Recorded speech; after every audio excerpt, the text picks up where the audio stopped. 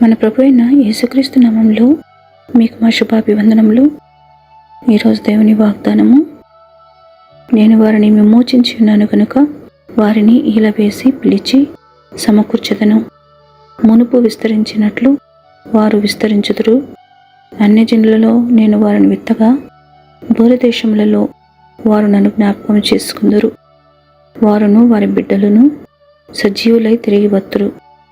జకర్యా 10వ అధ్యాయము 8-9 వచనాలు. I will signal for them and gather them in. Surely I will redeem them. They will be as numerous as before. Though I scatter them among the peoples, yet in distant lands they will remember me.